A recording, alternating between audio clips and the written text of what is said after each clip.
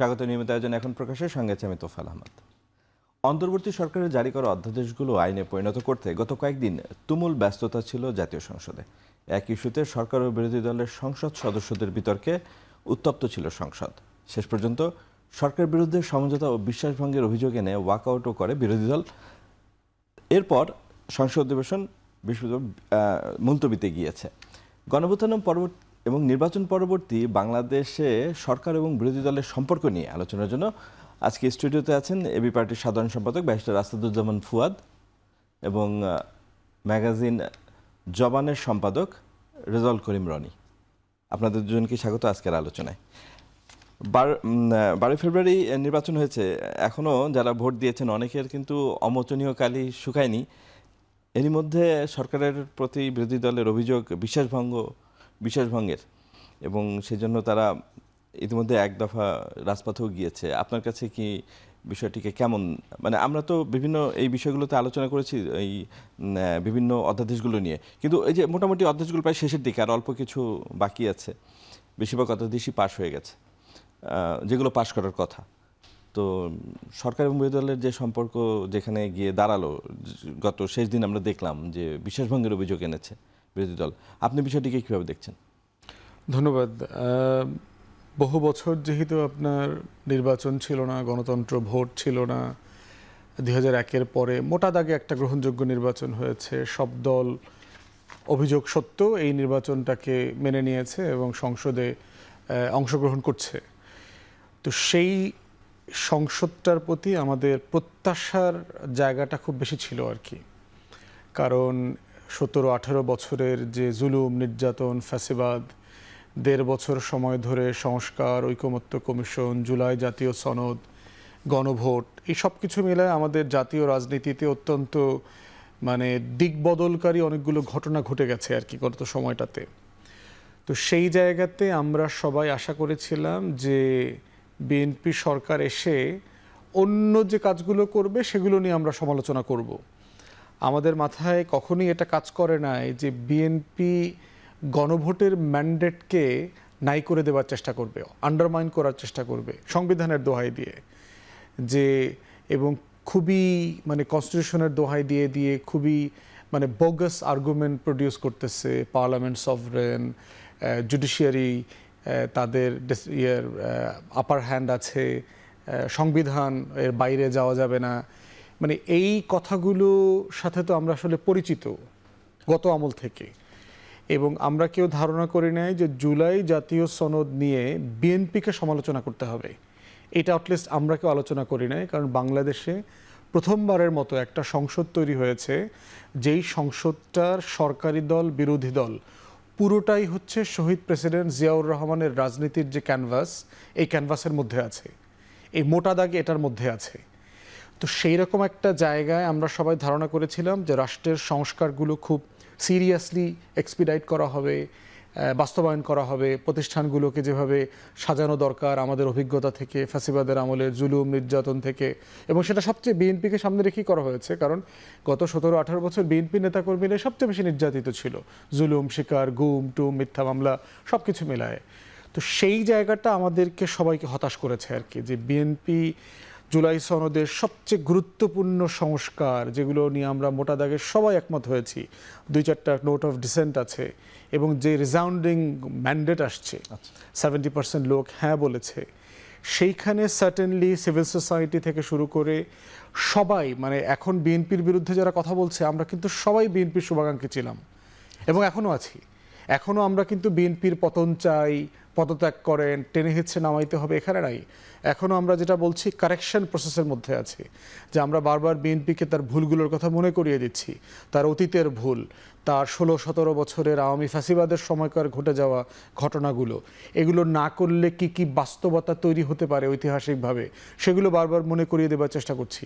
কারণ বিএনপি ডুবলে সবাই তো ডুববো, খালি একজন ডুববে না তো। বিএনপি যতবার ডুবছে দেশকে নিয়ে ডুবছে, পুরো জাতীয়তাবাদী ফোর্সকে নিয়ে ডুবছে। অতএব সেই জায়গাতে বিএনপির ভুলের খেসারত যারা আজকে আমরা বিএনপির সমালোচনা করছি আমাদেরকেও দিতে হবে। তো এই জন্য আমরা বারবার বলছি এবং বোঝানোর চেষ্টা করতেছি যে আমাদের এই হতাশার জায়গাটা, এটা মানে আস্থার সংকট না, এটা হচ্ছে প্রত্যাশার সংকট, যে একটা সরকারকে আমরা এই কাজগুলো সে করবে এত দ্রুত এত অল্প সময়ে, এইটা আমরা কেউ আশা করি নাই। ধন্যবাদ ব্যারিস্টার ফুয়াদ।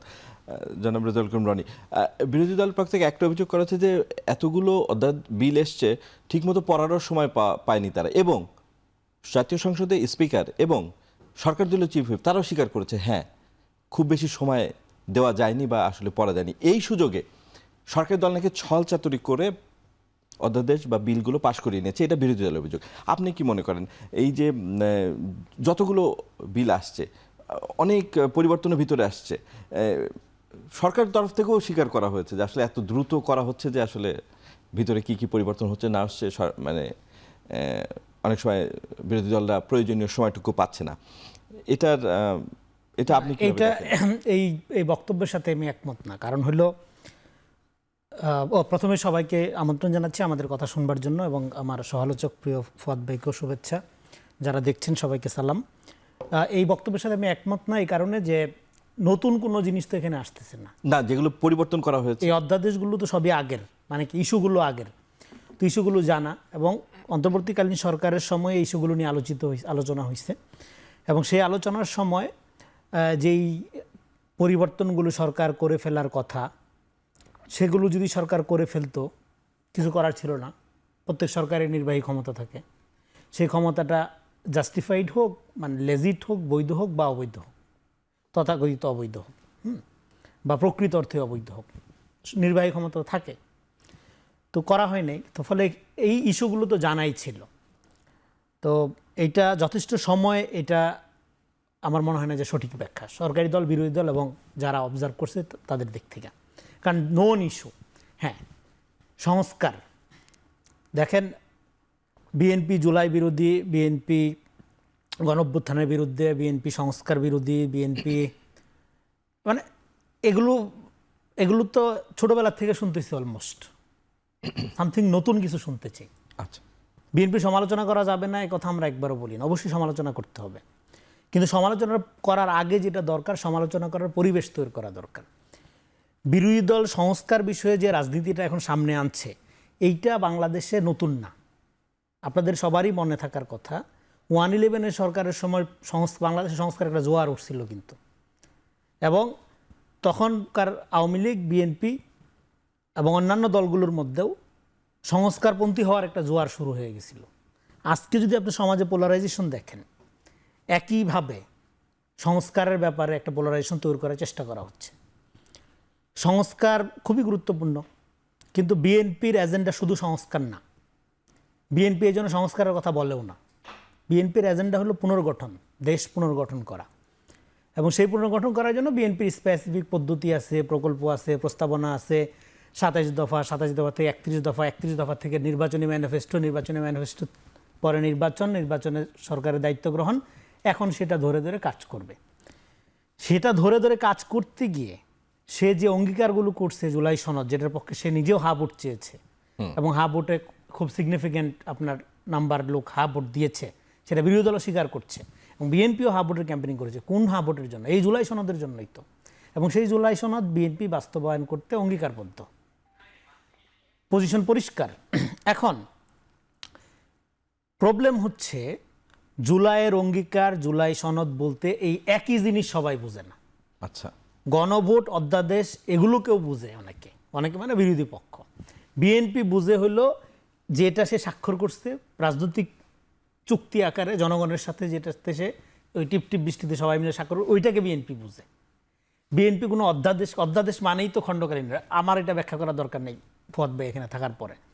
তো খণ্ডকালীন একটা আইন কখনোই পার্লামেন্ট, পৃথিবীর কোনো পার্লামেন্ট মানতে বাধ্য না। যদি খুব ভালো আইনও হয়, পার্লামেন্ট মানতে বাধ্য না, বাধ্য করা যাবে না, কিন্তু পার্লামেন্ট জনস্বার্থে নিজেই মানা উচিত। একটা হলো পার্লামেন্টের বাধ্যবাধকতা, এখতিয়ারের বিষয়, সেটা তো আমরা জানলাম। তো পার্লামেন্ট কি অ্যাক্ট করছে আপনি অবজার্ভ করে? হ্যাঁ, পার্লামেন্টে এই যে পুরা বিলগুলো আসছে, এই যে পুরো অধ্যাদেশগুলো আসছে, সবগুলো কিভাবে আসছে, পার্লামেন্টের নিয়মে কি? পার্লামেন্টের নিয়ম হলো এটা পার্লামেন্টের কমিটির মাধ্যমে আসে। এবার সেই কমিটিতে কি শুধু সরকারি দল থাকে? না, বিরোধী দলও থাকে, কিন্তু সব মিলে আমরা যা দেখতে পাচ্ছি তাতে প্রথম আগেই, মানে বিলটা উত্থাপিত হওয়ার আগেই, পাস হওয়ার আগেই, তাহলে যে কমিটিটা, সেই কমিটির বিরোধী দল ছিল। তাহলে বিরোধী দল থাকার পরেও সেই বিলগুলোর ব্যাপারে আপত্তি অনাপত্তি এবং যেই 16টা বিল আজকে এই আপনার অধ্যাদেশ রহিতকরণ করা হলো, সেই রহিতকরণ করার স্পষ্ট কারণ হিসেবে সংসদীয় কমিটি, যে কমিটি সরকার বিরোধী দল যৌথভাবে গঠিত, সেই কমিটির বক্তব্য এবং বিরোধী দল যে বক্তব্যকে কেন্দ্র করে সংসদের বাইরে আলোচনা করছে, রাজনীতি করছে, তার মধ্যে আকাশ পাতাল তফাৎ। সেই প্রত্যেকটা তফাৎ ধৈর্য ধৈর্য বহু আমরা এতদিন আলাপ আলোচনা করছি, সে ব্যাখ্যা আমি দিতে পারবো না, সে ব্যাখ্যার প্রয়োজন নেই। এখন তাহলে যে রাজনীতিটা হচ্ছে সেই রাজনীতিটাকে আমি মনে করি এখানে প্রপার বিরোধিতা হচ্ছে না, একটা পারসেপশন ক্রিয়েশনের পর্যায়ে আছে বিরোধী দল। আচ্ছা, আমরা বিএনপির ব্যাপারে বিরোধিতা করার যে রাজনীতিটা, বিরোধিতার জন্য বিরোধিতা করা হচ্ছে, বিরোধিতার জন্য বিরোধিতা করুক, সেটাও সমস্যা না, কিন্তু কি স্টেজে আছে সেটা আমি বোঝার চেষ্টা করছি। জাস্ট একটা পারসেপশন ক্রিয়েট করার চেষ্টা করা। ঠিক আছে, আমরা আরেকটু ডিটেইল আলোচনা করব বিরতির পরে। দর্শক, আমরা একটা বিরতি দিয়ে আছি, ফিরে আসছি একটু পরে।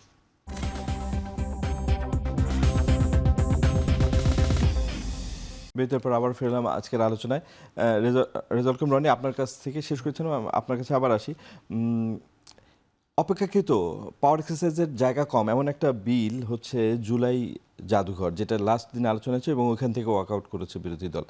এই যে পরিচালনা পর্ষদের প্রধান কে হবেন, তার নিয়োগের যে ব্যাপারটা, সেখানে সংসদীয় মন্ত্রী এবং প্রতিমন্ত্রী, এই পরিবর্তনটা আনা এবং সরকার চাইলে সদস্যদের মানে নিয়োগ বাতিলও করতে পারে, এই ধরনের পরিবর্তনগুলো কি মানে কি সুবিধা দিবে বিএনপিকে, যে কারণে যেটা মানে এই ধরনের পরিবর্তনগুলো বিরোধী দলকে দূরে ঠেলে দিচ্ছে, এই ধরনের পরিবর্তন কি সুবিধা দেবে বিএনপি? পরিবর্তন হচ্ছে না কোনো, এটা তো কোনো পরিবর্তন না, এটা তো আইন এখনো না। হ্যাঁ, মানে বিলটা পাস হয়েছে, আইন পরিণত হবে রাষ্ট্রপতি স্বাক্ষর দিলে, কিন্তু আর ধারণা করা যায় যে রাষ্ট্রপতি স্বাক্ষর দেবেন যদি, কিন্তু আইন পরিবর্তনের জন্য বিরোধী দলকে আহ্বান করা হয়েছে। কিন্তু তাহলে এখানে আপত্তি ছিল, কিউরেটর কে হবে, কিউরেটর কে হবে এটা নিয়েই তো বিতর্কটা। পরিচালনা পর্ষদের প্রধান যেখানে আগে উন্মুক্ত ছিল যে কেউ হতে পারেন, এখন উন্মুক্তই আছে। এটা এখানে তো প্রতিমন্ত্রী, সংস্কৃতি প্রতিমন্ত্রী আগে ওইভাবেই ছিল, আগে যেভাবে ছিল এটা রাখা হয়েছে। এখন নতুন করে কোনো আপনার এইটা তো শুধু জাতীয় জাদুঘর না, আপনার জুলাই জাদুঘর নেই, অধ্যাদেশের যেহেতু জুলাই জাদুঘর নেই। আমি বলছি আরো প্রতিষ্ঠানগুলোর ক্ষেত্রে এই অভিযোগ সরকারি দলের প্রতি আছে। সেক্ষেত্রে সরকারি দলের রেসপন্সটা কি? সরকারি দলের রেসপন্সটা হলো আপনার টোটাল বিষয়ের আইনি সংস্কার ছাড়া এটা আপনি হুট করে যখন আপনি দিবেন, এটা তো ডিসফাংশনাল হয়ে যাবে। সেখানে যদি একটা অটোক্রেসি তৈরি হয়, সরকার যদি আপনার সেখানে ভূমিকা রাখার সুযোগ না পায়, তাহলে তো আপনি কন্ট্রোল করতে পারবেন না। সরকারের নিয়ন্ত্রণ যেরকম লাগবে, সরকারের লোক না থাকলেই সরকারের নিয়ন্ত্রণের বাইরে চলে যাওয়ার ভয় থাকে। সরকারি নিয়ন্ত্রণ ছাড়া একটা প্রতিষ্ঠান যখন আপনি ছেড়ে দিবেন, সেই প্রতিষ্ঠানটা যখন রাষ্ট্র জনস্বার্থ বিরোধী অবস্থান নেবে, নিয়োগ তো রাষ্ট্রই দিচ্ছে, নিয়োগ তো সরকারই দিচ্ছে। তার সরকার যদি দেয় তাহলে সরকার একটা নিয়ন্ত্রণের ব্যবস্থা তো থাকতে হবে, কোনো না কোনো ভাবে। স্বাধীনতা দেন আপনি, যেমন বিশ্ববিদ্যালয়গুলো স্বাধীন তো, হ্যাঁ, কিন্তু সরকারের নিয়ন্ত্রণ তো থাকে। বিশ্ববিদ্যালয় তো রাষ্ট্রবিরোধী কার্যক্রম উৎসাহিত যদি করে, এই ধরনের পরিবর্তনগুলোকে আপনি বলছেন যে মানে প্রয়োজন, যৌক্তিক, প্রয়োজনীয় না। এই পরিবর্তনগুলো যথেষ্ট ইনকোয়ারির দাবি রাখে, এই মুহূর্তেই করে ফেলার অবস্থায় নাই। আরেকটা হলো যে জুলাই জাতীয়ঘরের কিউরেটর আগে যিনি ছিল এখনো তো তাকেই রাখা হয়েছে, তাকে তো সরানো হয় নাই। পরিবর্তন আসতে পারে, সেটা তো সরকারি সিদ্ধান্ত। হ্যাঁ, তাহলে পরিবর্তনের বিধানটা তো আগে ঠিক করতে হবে, তারপরে না পরিবর্তন। সে বিধান ঠিক করার ব্যাপারে আলাপ আলোচনার দরকার আছে। সরকারি দল থেকে বলছে এটা এখনই আপনারা যেভাবে চাচ্ছেন এভাবে না করে আমাদের এই প্রস্তাবনা আছে, আপনাদের এই প্রস্তাবনার মধ্যে একটা জায়গায় আমাদের আসতে হবে। না এসে আপনারা যেভাবে বলছেন যে টোটাল গভর্নমেন্ট সমস্ত বোর্ডে কাট আপ করে দিয়ে এটাকে এইভাবে কোনো প্রতিষ্ঠান চলতে পারে না, এটা একটা ক্যাওয়াটিক কন্ডিশন তৈরি করবে। সো এই জিনিসগুলো নিয়ে আরো আলাপ আলোচনা দরকার, দুইটার একটা ব্যালেন্স হওয়া দরকার। সরকার ইনভলভমেন্ট এবং প্রতিষ্ঠানের স্বায়ত্তশাসন, দুইটার একটা সমন্বয়ের মধ্য দিয়ে প্রতিষ্ঠানগুলোকে একটা হেলদি এনভায়রনমেন্টে নিয়ে আসতে হবে। ধন্যবাদ রেজাউল করিম রনি। ব্যারিস্টার ফুয়াদ, একই সাথে ব্যাংক রেজুলেশন বিল একটা পাস হয়েছে, যেটায় একীভূত 5 ব্যাংক তাদের সুযোগ আছে তাদের স্ব মালিকানায় ফেরত যাওয়ার, যে কাজটা অন্তর্বর্তী সরকার করেছিল। গভর্নর অনেক বেগও পেতে হয়েছে এই কাজটি করতে। বিষয়টিকে আপনি কিভাবে দেখেন? এরকম একটা বিল দেখেন, এটা মানে কমন ফ্রেম। এই যে 16টা অধ্যাদেশ যে বিল আকারে প্রেজেন্ট করে পাশ করলো না, রাটিফাই করলো না আপনার, এবং যেগুলো করলো আবার সংশোধনী দিয়ে করলো, দেখেন যেটা নিয়ে আপনি প্রশ্ন করেছেন অনেকে, এইটা নিয়ে কিন্তু কমিটিতে ক্রস পার্টি একমত হয়েছে যে এটা অধ্যাদেশটা ইন্টারিম যেভাবে দিয়েছে আমরা এইভাবেই সবাই এটা পাশ করব। সরকার কিন্তু একমত হয়ে যাওয়ার পরে বিলটা প্রস্তাব করবার পরেই বিলের সংশোধনীর জন্য সরকারি দলের এমপি আবার সংশোধনী প্রস্তাব করেছে। সাধারণত সরকারি দল বিল প্রস্তাব করবার পরে এটা সংশোধনী থাকলে কমিটি স্টেজে এটা রিজলভ হয়ে আসে সরকারি দলের পক্ষ থেকে। সরকারি দলের সদস্যকে দিয়ে লাস্ট মোমেন্টে এই কাজটা করানো, এটাকে কিন্তু বিরোধী দলের সংসদ সদস্যরা বলেছেন যে ব্রিচ অফ ট্রাস্ট, যে আমরা কমিটি মিটিংয়ে তো একমত হয়েছি যে এটা এইভাবেই যাবে। তারপরে প্রশ্ন হচ্ছে যে এই যে প্রত্যেকটা প্রতিষ্ঠানকে আমরা দেখেছি যে একটা মানে এক্সটেন্ট অফ স্বাধীনতা দেওয়ার যে জায়গা, দেখেন মানবাধিকার কমিশন, দুদক, পিএসসি, নির্বাচন কমিশন, প্রত্যেকটার কাঠামো নিয়ে কিন্তু আমরা ডিটেল আলোচনা করেছি। বিএনপি এগুলোতে একমত হয়নি। একমত না হওয়ার যে কুফল, এই কুফল কিন্তু সবচেয়ে বেশি পেতে হয়েছে বিএনপিকে। দুদক দ্বারা সবচেয়ে বেশি নির্যাতিত হেনস্থার শিকার কে হয়েছে? বিএনপি হয়েছে। নির্বাচন কমিশন দ্বারা সবচেয়ে বেশি ক্ষতিগ্রস্ত কে হয়েছে? বিএনপি হয়েছে। মানবাধিকার কমিশন না থাকার কারণে সবচেয়ে বেশি ক্ষতিগ্রস্ত বিএনপি হয়েছে, ভবিষ্যতে তাই হবে।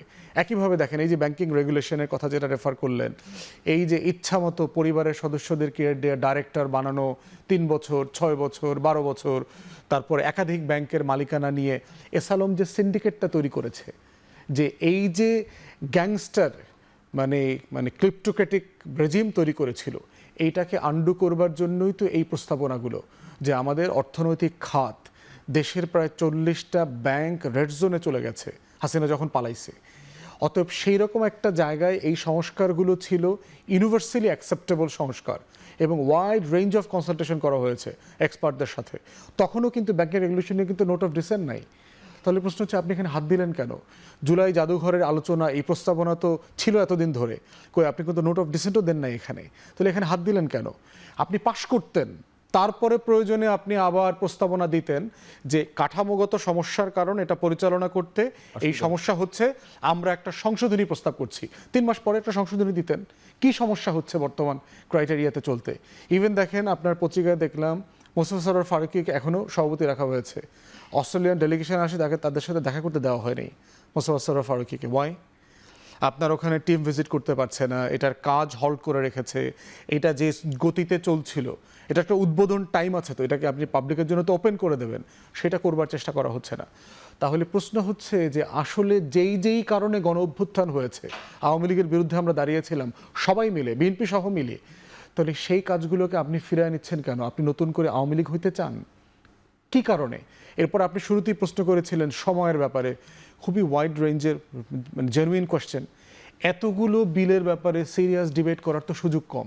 তাই আমরা প্রস্তাব করেছিলাম একটা ম্যাসিভ সংশোধনী বিল আনেন, পুরোটা 133টা মিলে এটা পাশ করে ফেলেন, যা আছে জুলাই সনদে পুরোটা পাশ করেন। পাশ করার পরে এরপরে আপনার তো সময়ের মানে লিমিটেশন আছে, 30 দিনের ভিতর সব করতে হবে। সরকার সংসদ ডেকেছে, সেটাও তো অনেক লেটে ডেকেছে। তাহলে সেই জায়গাতে আপনার এই বাস্তবতাটা সবার জন্য গ্রহণযোগ্য হতো, যা আছে যেভাবে আছে পাশ করে ফেলেন। এরপরে সংশোধনী, সরকারের তো ব্রুট মেজরিটি আছে, আপনি এই এপ্রিলে না চাইলেও আপনি মে মাসে তো এটা পাশ করে ফেলতে পারতেন, জুলাইতে পারতেন।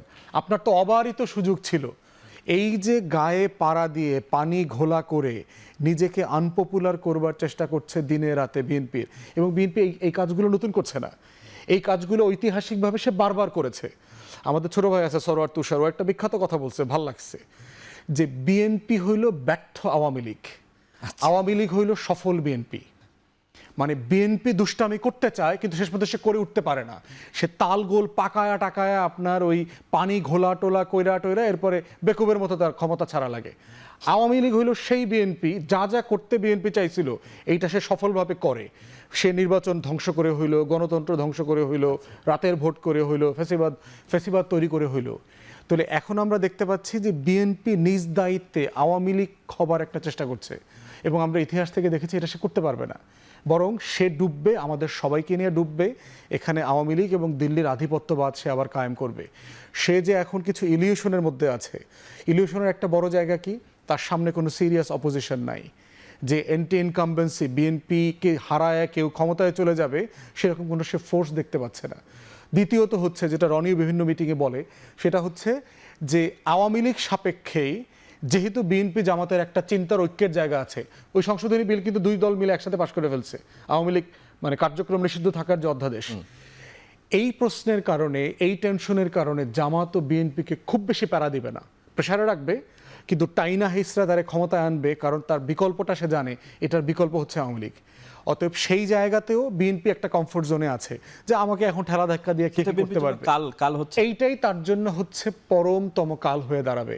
কারণ জুলাইয়ের জেনারেশন তারা পলিটিক্যাল পার্টি করে না, কিন্তু এটা কিন্তু নিজস্ব একটা পার্টি ইটসেলফ। আমরা জুলাই যোদ্ধাদের নিয়ে আবার আলোচনা করবো। আমরা একটা বিরতিতে আছি দর্শক, আমরা একটা বিরতি আছি, ফিরে আসছি একটু পরে।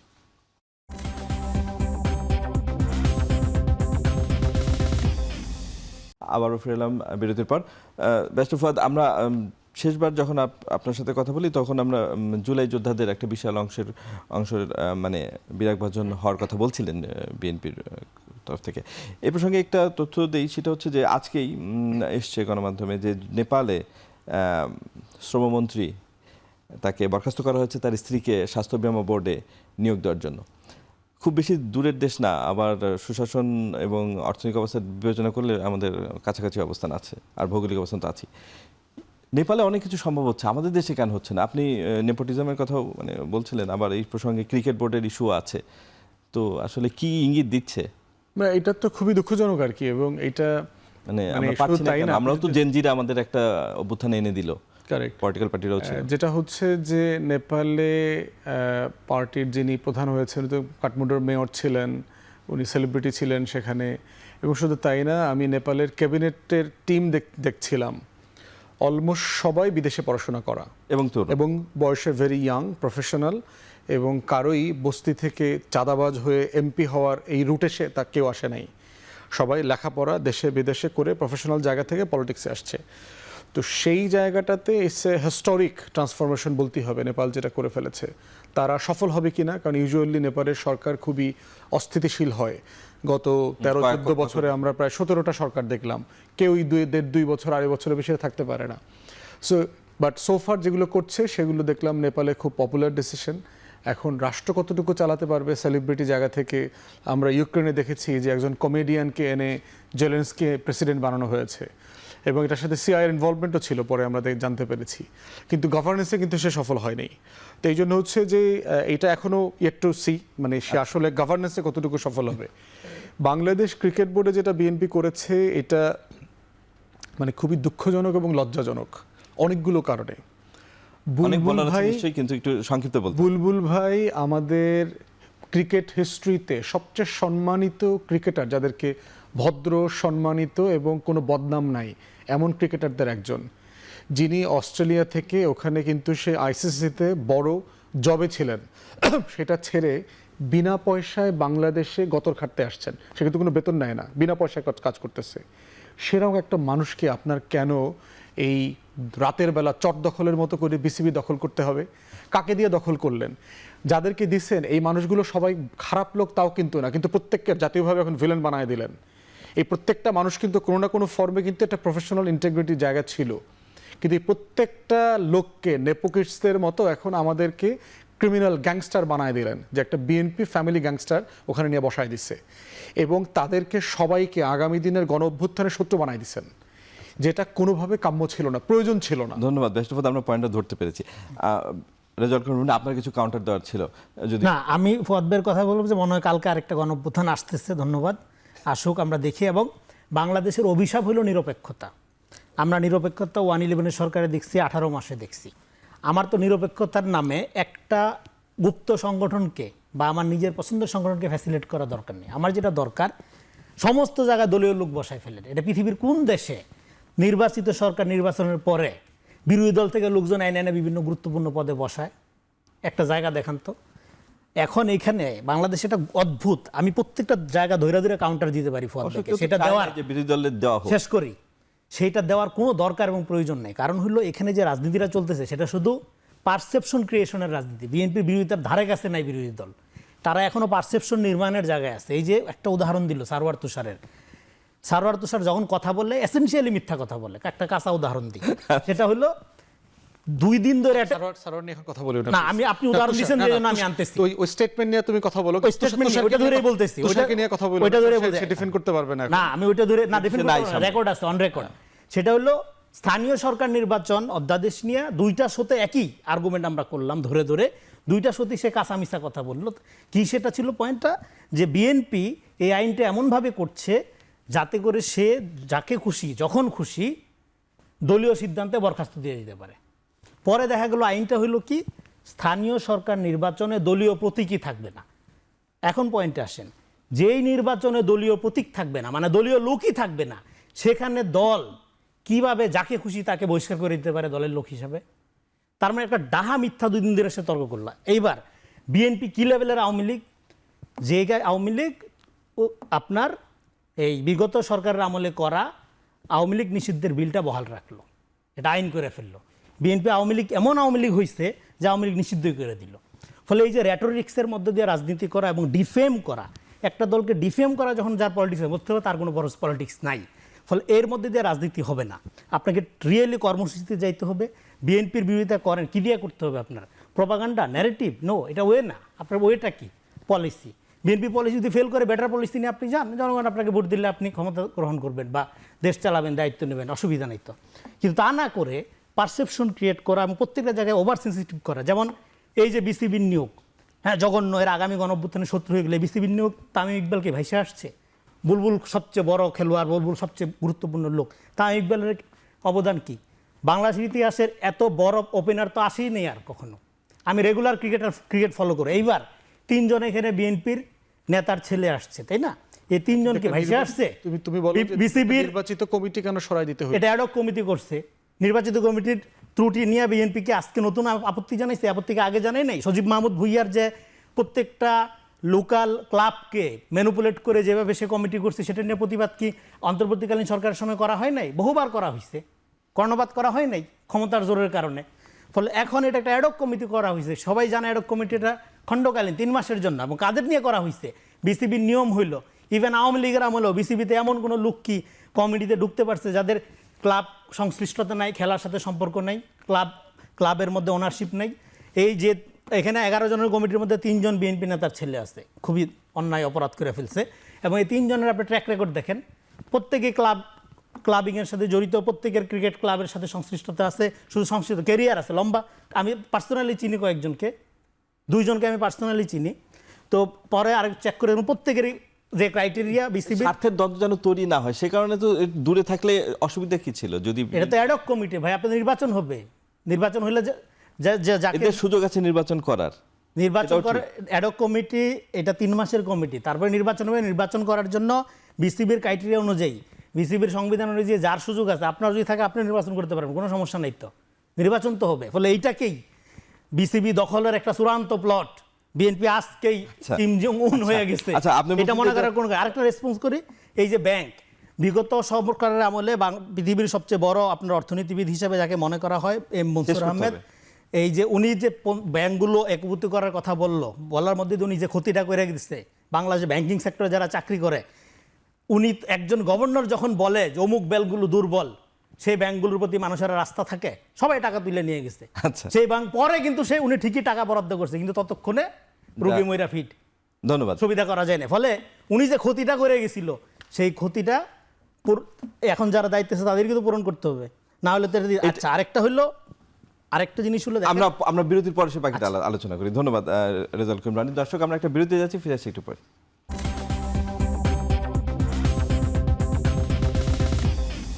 বিরতির পর আবার ফিরে এলাম আজকের আলোচনায়। রেজাউল করিম রানী, আপনি বক্তব্য রাখছেন, আপনার শেষ যেটি করতে চাচ্ছিলেন সেটা দিয়ে।